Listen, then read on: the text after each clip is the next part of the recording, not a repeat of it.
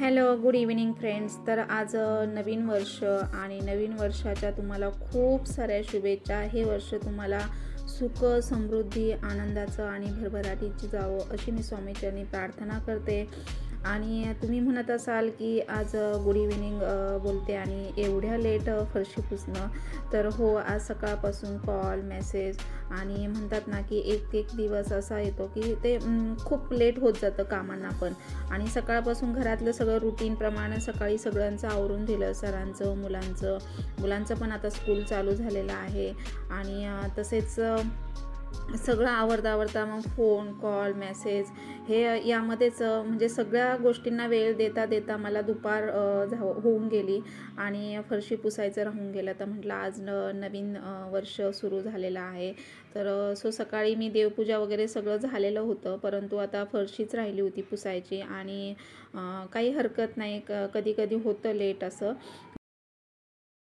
आणि काय होतं की व्हिडिओ शूट केलेले असतात, परंतु एडिटिंग करायचं राहून जातं आणि एडिटिंगला फार वेळ लागतो. व्लॉगिंगचा व्हिडिओ म्हटलं तर एडिटिंगला खूप वेळ लागतो. त्यामुळे मग कधी म्हणजे डेली नाही, परंतु एक दिवसाआड माझे व्हिडिओ आणि व्लॉग येतातच, परंतु फक्त टायमिंगमध्ये बदल होतो. आणि तसे मी रोज टाकण्याचा प्रयत्न करते, परंतु एडिटिंगला आणि अपलोडिंगला पण वेळ लागतो. पुन्हा घरातलं पण रुटीन, कामं आणि मुलांना पण वेळ द्यावा लागतो, त्यामुळे थोडंसं पुढे मागे होतं.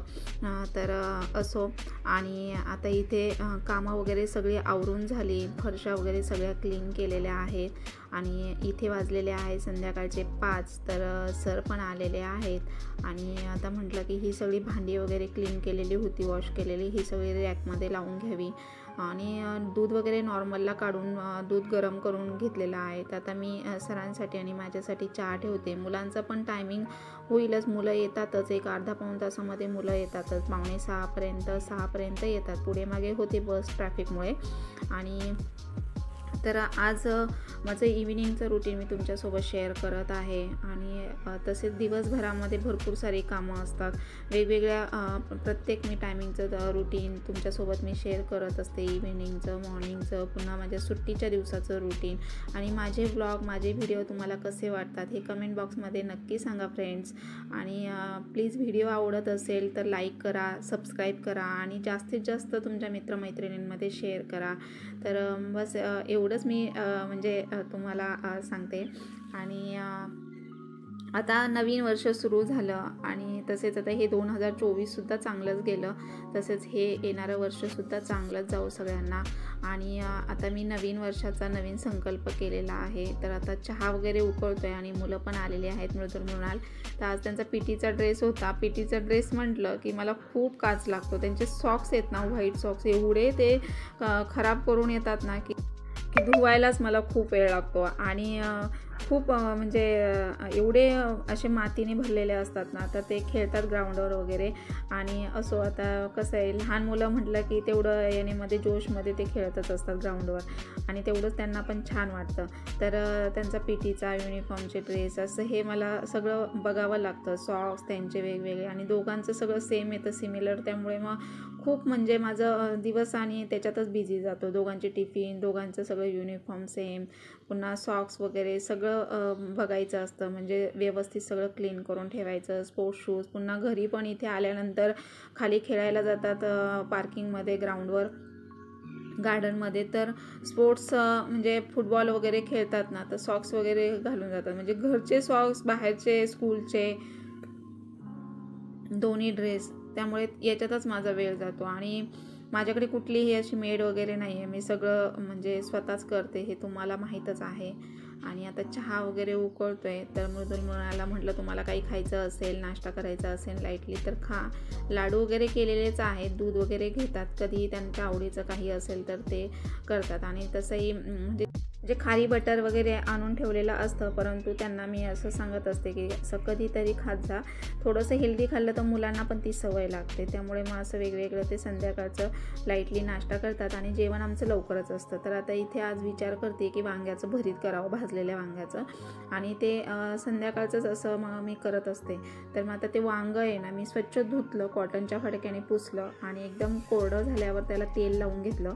आणि तेल लावल्यानंतर मग आता मी गॅसवर भाजायला ठेवलं. एकीकडे मी चहा घेत आहे आणि मुलांना पण दिलेला आहे दूध आणि चहा मिक्स करून. तर त्यांना म्हटलं बटर वगैरे खारी काय आहे ते खा तुम्ही आणि मग नंतर होमवर्क करून खेळायला जा.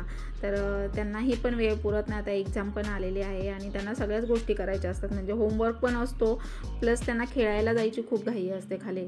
आणि इथे मग गार्डनमध्ये मुलं पण सगळे लेट येतात, त्यामुळे मग गेले ना खाली खेळायला की जवळजवळ ते 9 सव्वा 9च वाजवतात. तर त्यांना बऱ्याचदा म्हटलं लवकर येत जा, लवकर जात जा आणि मग जेवण पण लवकर करायचं असतं, पुन्हा सकाळी लवकर उठायचं असतं.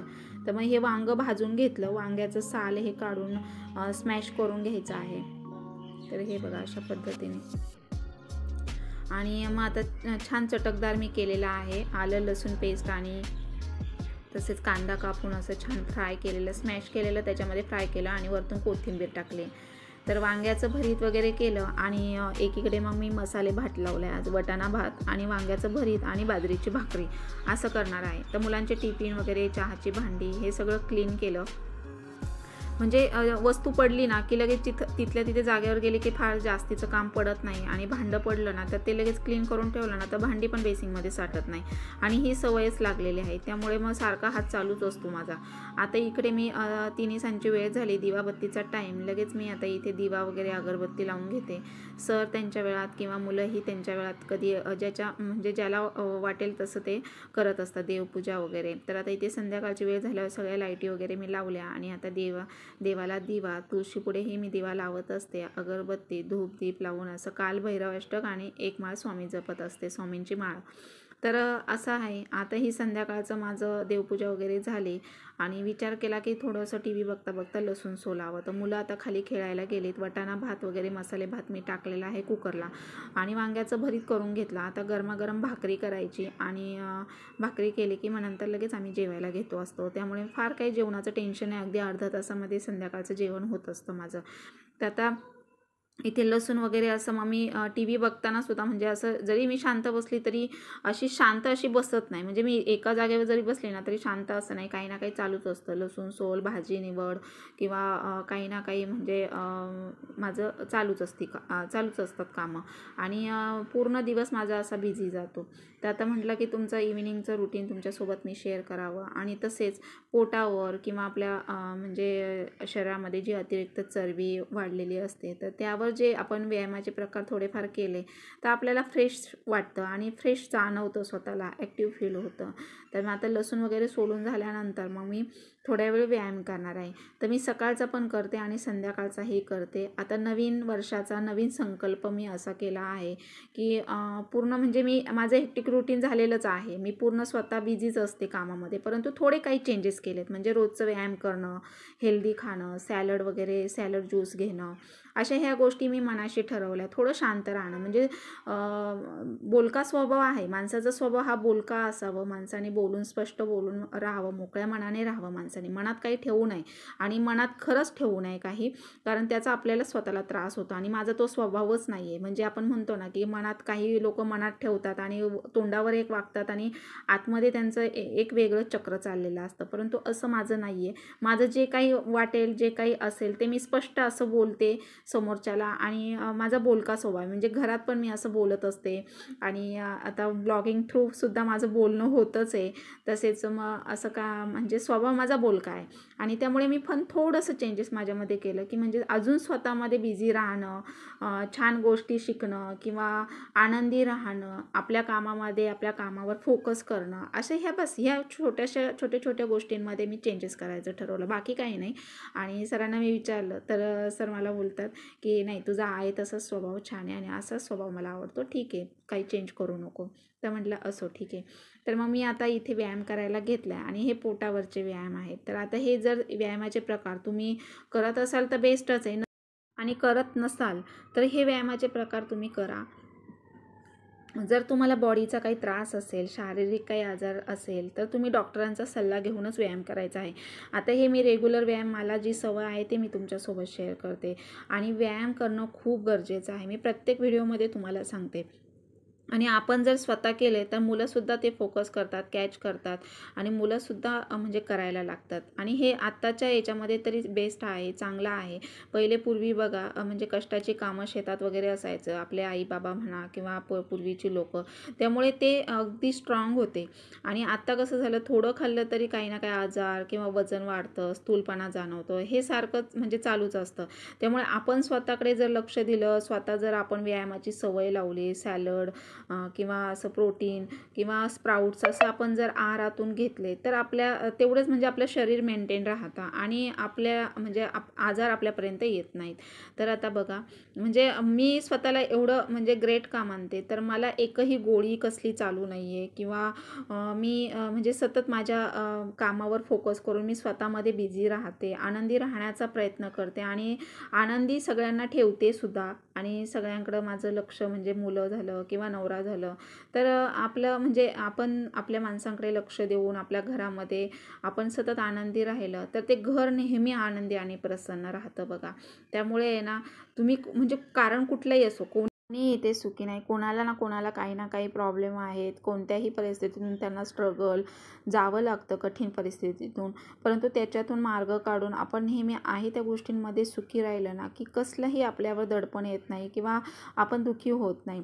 नेहमी आपण म्हणजे आपल्यापेक्षा जे गरीब लोक आहेत किंवा आपली परिस्थिती आहे त्याच्यापेक्षा काही काही कठीण परिस्थितीला म्हणजे परिस्थितीमधून जातात, ह्या लोकांकडे आपण बघावं नेहमी. तर आपण तसं प्रयत्नही करावं. परंतु कसं आहे की आहे त्यात समाधानी राहायला शिकावं माणसाने. आणि माझा तर स्वभाव असाच आहे, आहे त्यामध्ये समाधानी राहायचं, नाही त्यामध्येच ॲडजस्ट करायचं.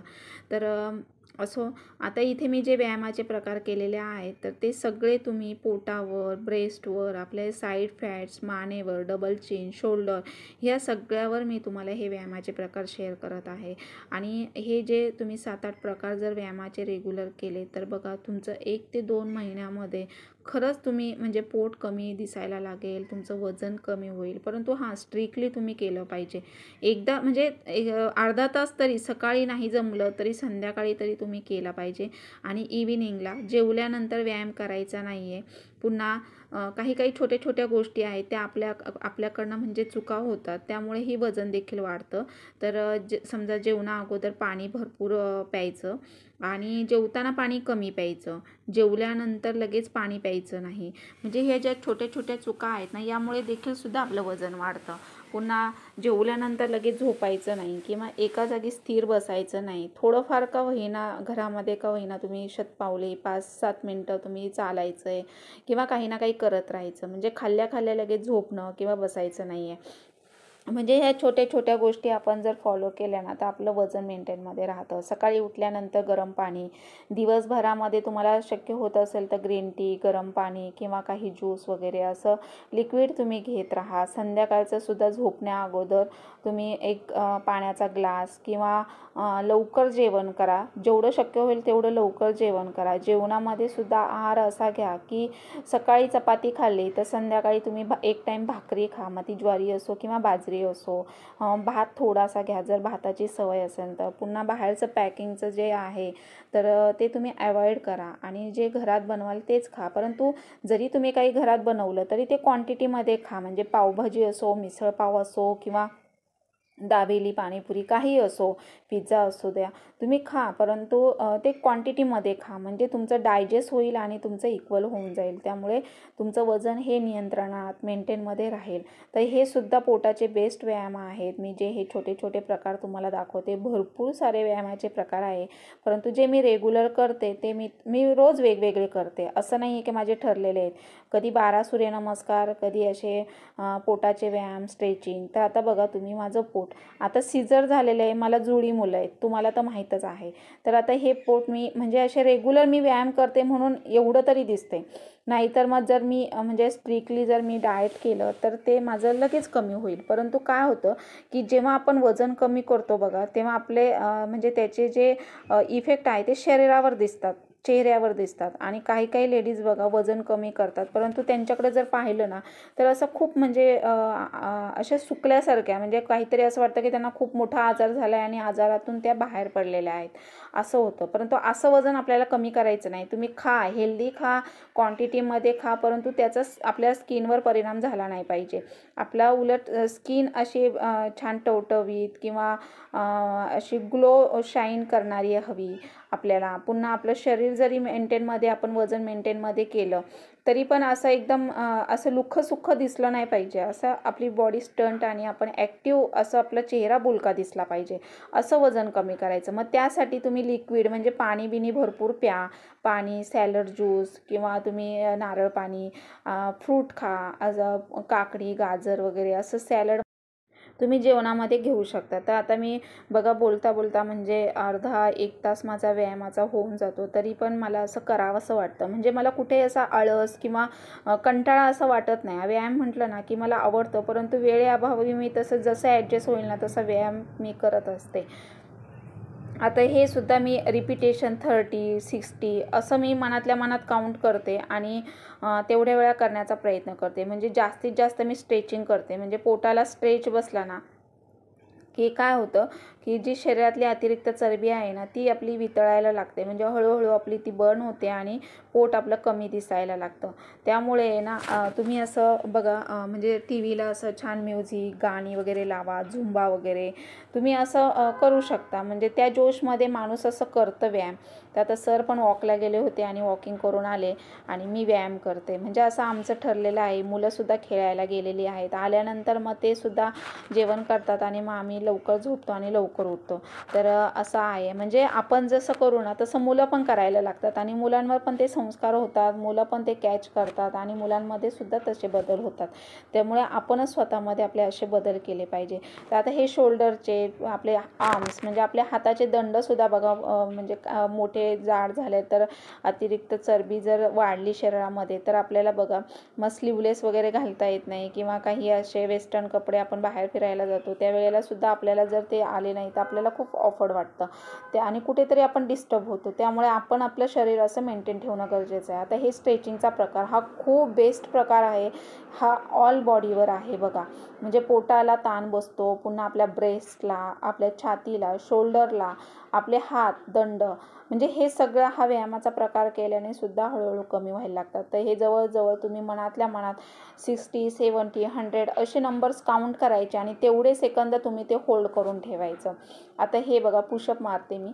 तर पुशअपने सुद्धा आपल्या ब्रेस्टला वेगळाच आकार येतो. आपली ब्रेस्ट म्हणजे जे आपली बघा लूज किंवा काही लेडीजची बघा ब्रेस्ट अगदी पोटावर अशी म्हणजे येते. आता कालांतराने काय होतं 30-35 ओलांडल्यानंतर साहजिक आहे, मुलं झाल्यानंतर शरीरामध्ये चेंज होतात आणि लेडीजमध्ये पण. परंतु ज्याच्या त्याच्यावर डिपेंड असतं की आपल्याला कसं ठेवायचं, आपण कसं मेंटेन राहायचं.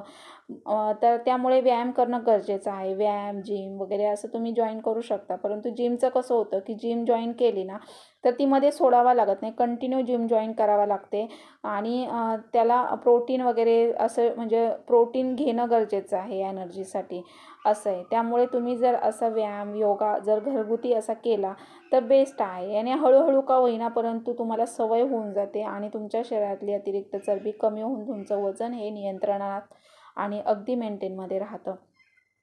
तर आता माझं मी मध्ये तुम्हाला म्हटलं होतं की माझं दिवाळीमध्ये वजन वाढलेलं पुन्हा आता पूर्ववत म्हणजे स्थितीवर आलेलं आहे माझं. म्हणजे 56-57 जेवणानंतर 57 दाखवतं, 56 दाखवतं आणि एवढं मला पाहिजेच आहे. अजून मला 1 किलो कमी करायचं आहे. आणि कसं होतं की जरी तुम्ही वजन म्हणजे जेवढं पाहिजे तेवढं तुम्ही केलं, म्हणजे तुमच्या हाईटनुसार वजन हवे असतं. हाईटनुसार जर तुम्ही वजन केलं ना तर ते खूप म्हणजे एक आपल्याला बघायची बघा सवय झालेली असते आणि नंतर वजन खूप कमी झाल्यानंतर आपलं शरीर एकदम असं सुकल्यासारखं वाटतं. मग ते बघायला चांगलं वाटत नाही. त्यामुळे वजन आपलं नेहमी मेंटेनमध्ये असणं गरजेचं आहे. तर आता माझा अर्धा पाऊण तास व्यायाम झाला. सर पण वॉक करून आले आणि त्यानंतर मग मी आता इथे भांडी वगैरे वॉश केली केली, भाकरी केली, जेवण पण केलेलं आहे. तर वांग्याचं भरीत, वटाणा भात केलेला मी, मसाले भात आणि भाकरी टाकलेली बाजरीची. तर अर्धी भाकरी आणि भात असा घेतला थोडा. त्यानंतर किचन क्लिनिंग. तर आता हे सगळं किचन मी संध्याकाळचं असं क्लीन करत असते. आणि जेवणानंतर म्हणजे स्वयंपाक करतानाच मी असं प्लेटमध्ये चमचा वगैरे भाजीचा ठेवत असते, म्हणजे गॅस वगैरे फार खराब होत नाही.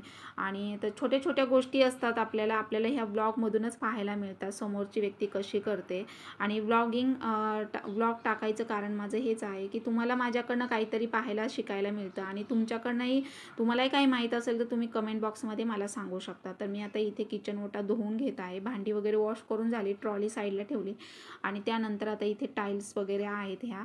तसेच गॅससुद्धा मी स्वच्छ असा धुत असते. आणि काय होतं की मग पाली झुरळ वगैरे येत नाही, मुंग्या वगैरे होत नाही. आणि झुरळांना काय होतं, आपले जेवणाचे छोटे कण वगैरे पडलेले असतात, खरकटं वगैरे, मग ते झुरळ वगैरे असे ड्रेनेजमधून येत असतात, त्यामुळे झुरळ होतात. तर आता हे असं जर स्वच्छ क्लीन ठेवलं ना तुम्ही असं रात्रीचं सुद्धा किचन, तर मग खूप स्वच्छ राहतं. आणि मेन म्हणजे सकाळी उठल्या ना किचन स्वच्छ आणि असं असलं ना की आपल्याला जेवण बनवायला पण छान फ्रेश मूड असतो आपला. तर त्यामुळे ना आपण नेहमी किचन असं स्वच्छ ठेवणं गरजेचं आहे रात्रीचं सुद्धा. तर आता मी जेवणाची भांडी वगैरे रात्रीच वॉश करत असते बेसिंगमध्ये. कधीतरी आजारी असेल किंवा कंटाळा आला तरच ठेवते, नाहीतर मी असं सगळं स्वच्छ करून ठेवत असते. बघा, असं माझं रोजचं हे असतं. आता माझं सगळं किचन क्लीन करून झालेलं आहे.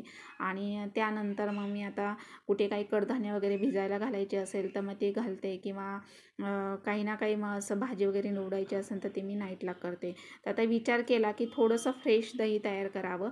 तर फ्रेश दही जर तुम्हाला घरी तयार करायचं असेल तर कोमट दूध घ्यायचं.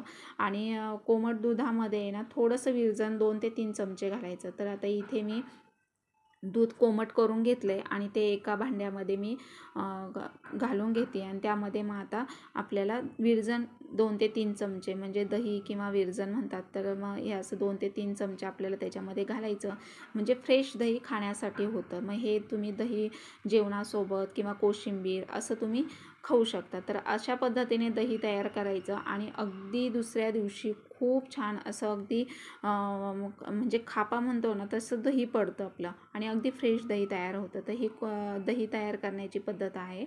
आणि तर आता मी इथे दही करायला ठेवलं आहे.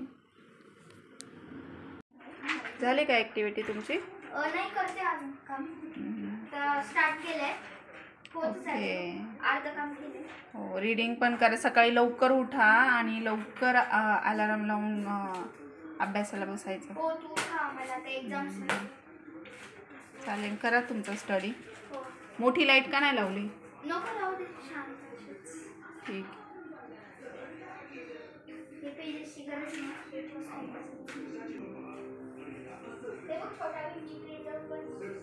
तर असं माझं इव्हिनिंगचं रुटीन होतं. आणि कसा वाटला ब्लॉग हे कमेंट बॉक्समध्ये नक्की सांगा. तर आता सगळं माझं आवरून झालं आहे आणि आता झोपण्याची तयारी. तर गुड नाईट सगळ्यांना. थँक्यू.